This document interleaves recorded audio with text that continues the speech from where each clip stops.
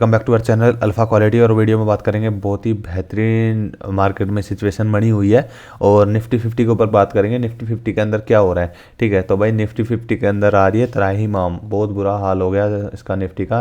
किसी ने इतना एक्सपेक्ट नहीं किया था कि मार्केट इतना गिर जाएगी, क्योंकि मार्केट के अंदर करेक्शन हमेशा देखते हुए आते हैं हम, लेकिन कभी इतना नहीं सोचा था कि भाई ऐसे भी मार्केट जा सकती है, ठीक है। क्योंकि बियर मार्केट भी आती है, मार्केट में करेक्शन भी आती है, सब कुछ होता है, लेकिन हमें इस टाइम पे एक्सपेक्टेशन इतनी नहीं थी, क्योंकि सब कुछ फाइन चल रहा था। जीडीपी नंबर अच्छे थे, ग्रोथ भी ठीक थी।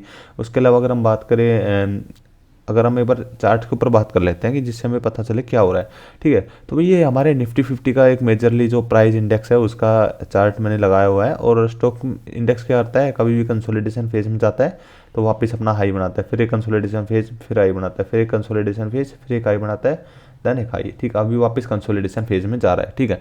तो अभी क्या हो रहा है कि अभी इस कंडीशन के अंदर क्या हो रहा है कि जब ये ऑल टाइम हाई से जब गिरना स्टार्ट हुआ था, तो अगर हम बात करें ऑल टाइम हाई से कितना गिर चुका है, तो ऑल टाइम हाई से लगभग ये 14 से 15% गिर चुका है, 14% गिर चुका है, ठीक है। तो अगर हम यहाँ से अगर करंट लेवल से अगर बात करें तो यहाँ से इसका जो ऑल टाइम हाई है वो लगभग लगभग 16% ऊपर है, ठीक है।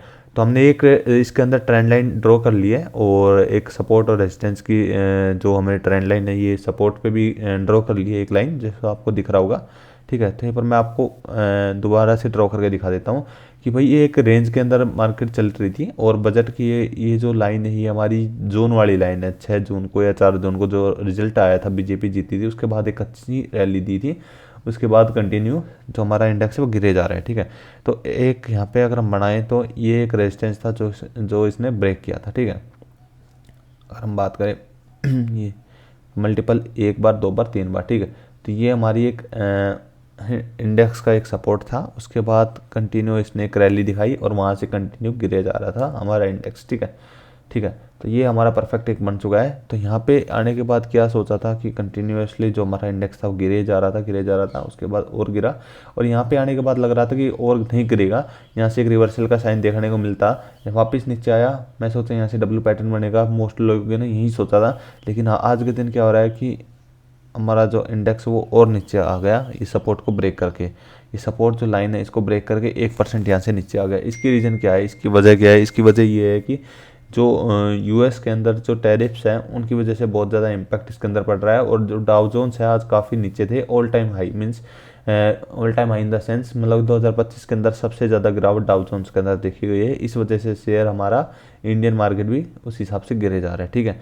तो अगर हम बात करें कि भाई जिसने अच्छा पैसा बनाना है मार्केट में, तो भाई ये मार्केट टाइम उसके लिए है। अगर जिसने मार्केट के अंदर एंट्री लेनी है, जैसे अब बहुत से लोग बोलते हैं कि मैंने इतना अर्न किया, इतना अर्न किया, तो भाई ये बेस्ट टाइम है अर्न करने का, मार्केट में पैसे लगाने का। जब सब कोई, हर कोई बंदा भाग रहा हो, तो भाई मार्केट के अंदर पैसे लगा दो, क्योंकि बात यह है कि मार्केट के अंदर अपॉर्चुनिटी है।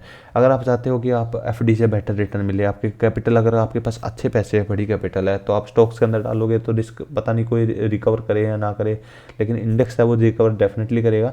तो आप एफडी है, कॉर्पोरेट बॉन्ड्स है, डेट फंड्स है, जितने भी आपके जो भी इन्वेस्टमेंट्स करते हो, सबसे ज़्यादा अपॉर्चुनिटी मेरे को यहाँ मिल रही है, क्योंकि इससे ज़्यादा गिरावट मेरे को नहीं लगता कि इससे ज़्यादा गिरावट देखने को मिलेगी, क्योंकि 16-17% ऑलरेडी कर चुका। तो मैं 22,000 के नीचे इसको बिल्कुल नहीं देख रहा, बिल्कुल भी। मेरे को 90 जाने में तो जा सकता है, लेकिन मेरे को 99% मेरे को ये गट फीलिंग आ रही है कि इससे नीचे नहीं जाएगा, क्योंकि इसके अंदर गिरने की कोई रीज़न तो होना चाहिए, इसी वजह से मैं इसको मानता हूँ। तो अगर भाई, अगर आपको एफडी को बीट करना चाहते हो, इन्फ्लेशन को बीट करना चाहते हो, कॉर्पोरेट बॉन्ड्स को बीट करना चाहते हो, आप बैंक सेविंग एफडी और जो आपका जो सेविंग अकाउंट का इंटरेस्ट है उसको बीट करना चाहते हो, मीन्स आप अपनी कैपिटल को भी सेव रखना चाहते हो और पैसे बनाना चाहते हो अच्छे, तो भाई ये बेस्ट टाइम है इन्वेस्ट करने का।